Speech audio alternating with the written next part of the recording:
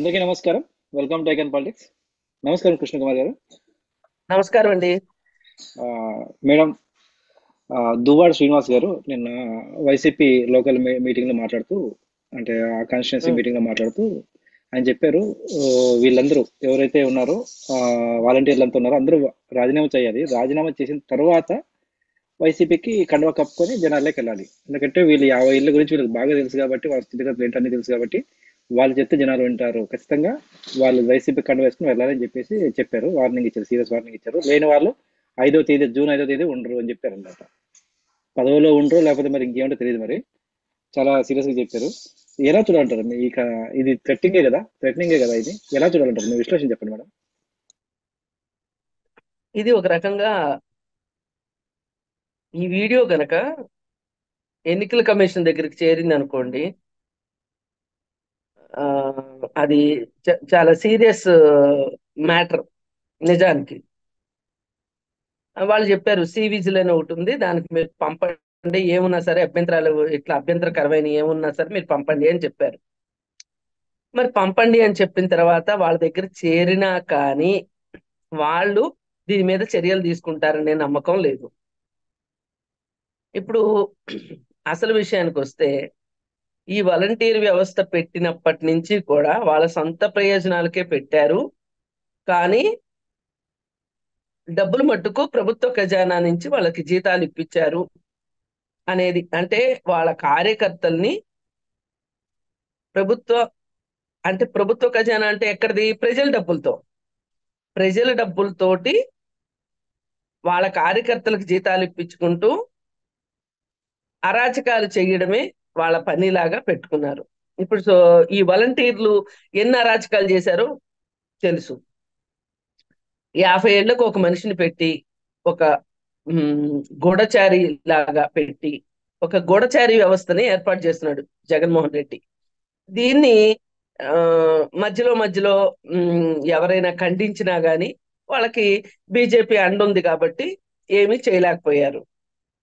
అసలు ఈ వ్యవస్థను ఏర్పాటు చేసేటప్పుడే ఎగ్జామ్ అయిన వెంటనే ఆ auditor Vijayasai Reddy open statement ఇచ్చాడు, అంతా మన వాళ్ళకే ఇచ్చుకున్నాము అని. అంటే ఎగ్జామ్ పెట్టినట్టు పెట్టి తూతూ మంత్రంగా ఏవో కొంతమందికి ఇచ్చి మిగతా వాళ్ళందరినీ వాళ్ళ కార్యకర్తల్ని పెట్టుకున్నారనమాట. పెట్టుకొని ఇంకా వాళ్ళతోటి వీళ్ళు పార్టీ పనులు చేయించుకున్నారు.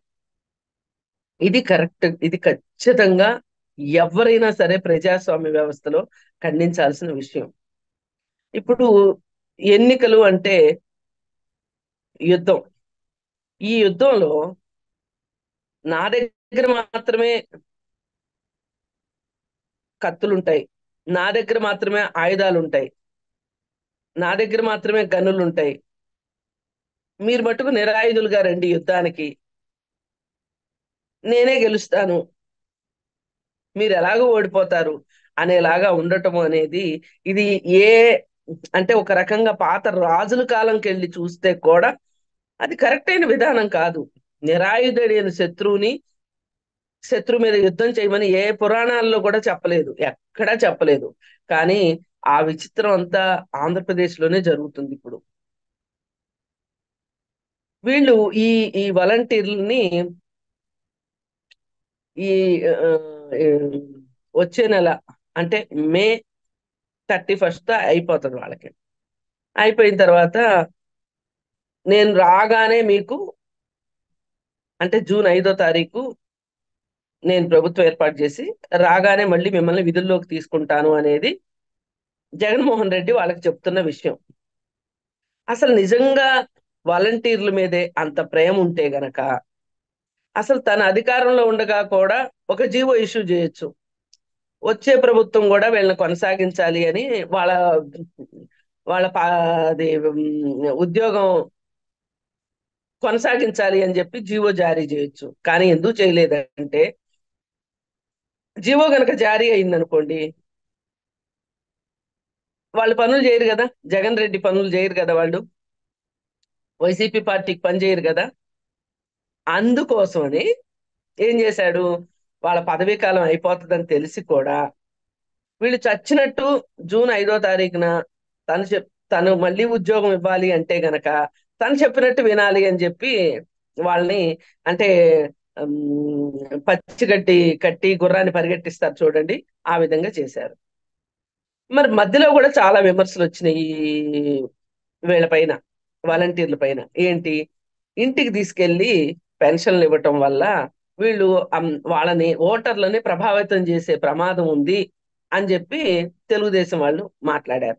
మాట్లాడితే దానికి సచివాలయ సిబ్బంది చేత వాళ్ళకి పెన్షన్లు ఇప్పించండి, రాలేని వాళ్ళకి ఇంటికి వెళ్ళి ఇవ్వండి, లేదు వచ్చే వాళ్ళకి ఆఫీసుల్లో ఇవ్వండి అని చెప్పి అంటే, దానికి సంబంధించిన ఆ, డబ్బుల్ని సమకూర్చకుండా వీళ్ళందరూ ఆఫీసులకి వచ్చి పొద్దున్నుంచి సాయంత్రం దాకా ఆఫీసుల్లో, విజయవాడ ఎండలంటే, ఆంధ్రప్రదేశ్ ఎండలంటే తెలియని, ఎవరికి తెలియంది కాదు కదా, వాళ్ళు అలా వచ్చేసేసి ఆ వడగాల్లోనూ లేకపోతే అనారోగ్యంతోనూ చనిపోతే, ఇదిగో చూడండి ఇది చంద్రబాబు నాయుడు హత్యలు ఇవి అని చెప్పి చెప్పటం.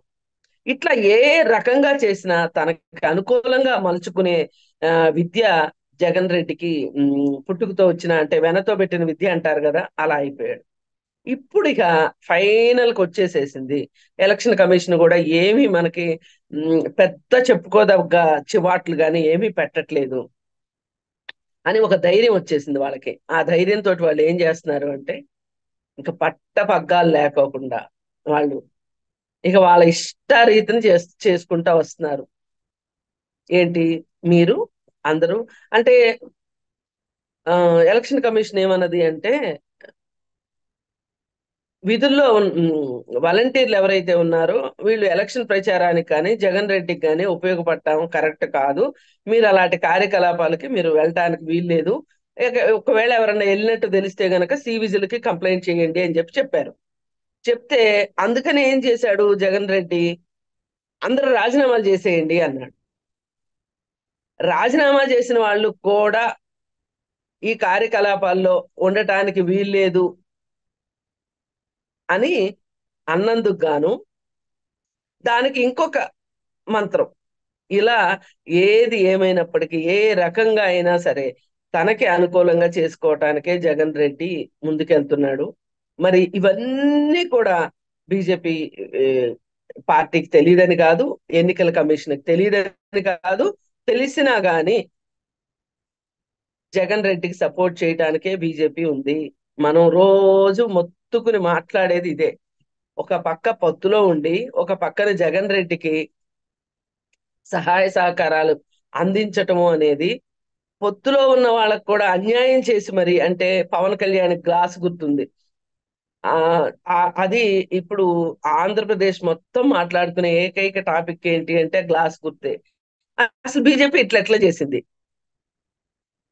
అసలు బీజేపీయే ఎన్నికల కమిషన్ కి చెప్పి ఈ గ్లాస్ గుర్తు అందరికి ఇవ్వండి, నిజంగా బీజేపీ తలుచుకుంటే గనక అసలు ఆ గుర్తుల్లో గ్లాస్ గుర్తు లేకుండా కూడా చేయగలదు కదా ఎలక్షన్ కమిషన్ కి చెప్పి. కానీ ఎందుకు చేయలేదు అంటే, వాళ్ళకి జరిగే నష్టం కన్నా తెలుగుదేశానికి జరిగే నష్టం ఎక్కువ కాబట్టి, తెలుగుదేశానికి నష్టం చేయడానికే బీజేపీ ఉంది కాబట్టి.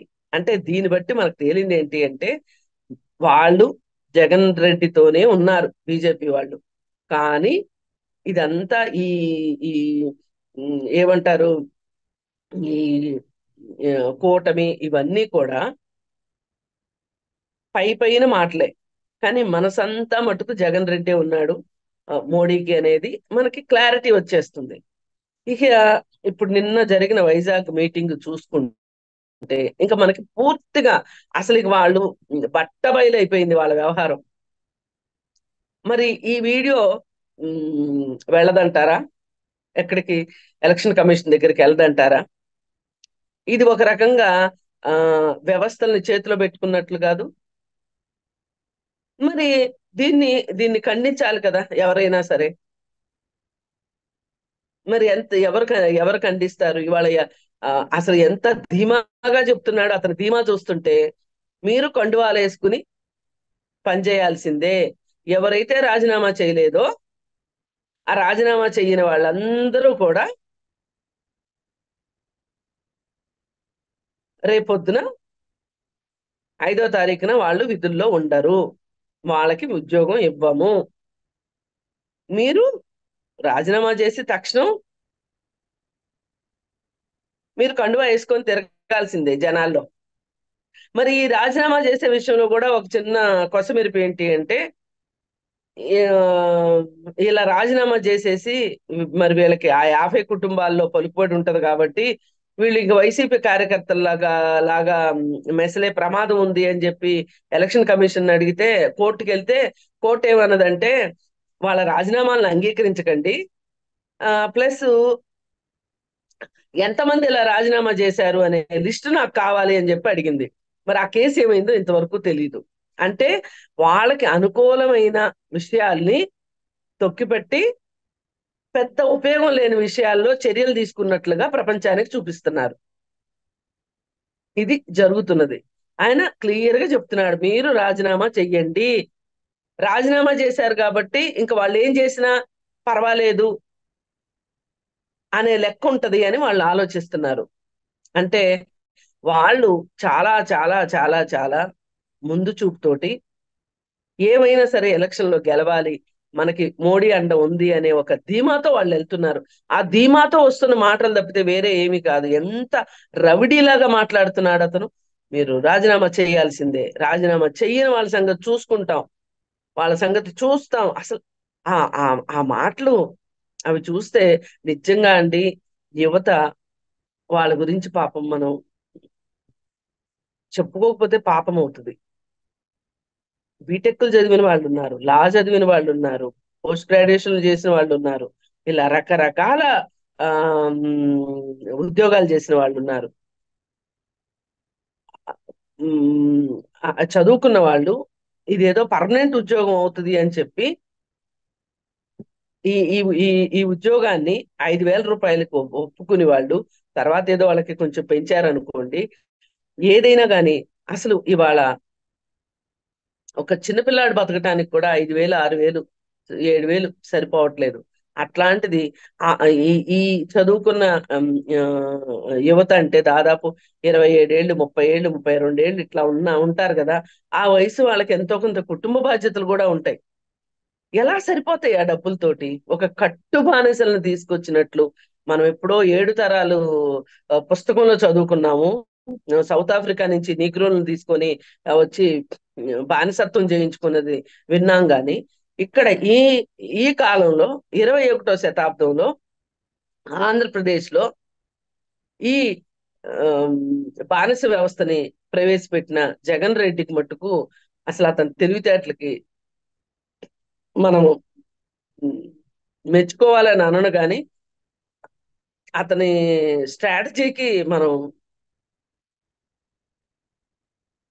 అంటే అంతేలేండి. మరి ఆయన ఆ 20 ఏళ్ల కాలంలో అంత ఆర్థిక సామ్రాజ్యాన్ని వాళ్ళ నాన్న అధికారంలోకి వచ్చిన వెంటనే ఆర్థిక సామ్రాజ్యాన్ని స్థాపించి ఆ అంత ఎదిగాడు. మరి ఎంత తెలివితేటలు లేకపోతే అంత ఎదుగుతాడు చెప్పండి.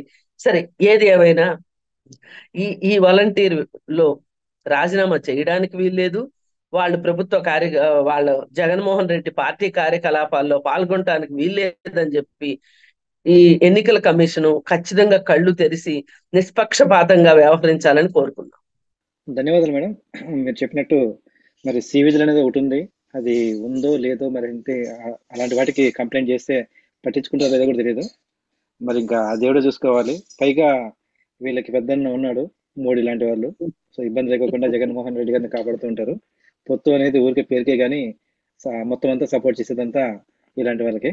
చూద్దాం మరి ప్రజలు ఇలాంటి విషయాలను గమనిస్తూ ఇలాంటి వాలంటీర్లు ఈసారి వచ్చినా కూడా ఎటువంటి విధంగా ఎటువంటి ప్రలోభాలకు లొంగకుండా తమ ఓటు హక్కును వినియోగించుకుంటారని ఆశిద్దామండి. ధన్యవాదాలు మేడం.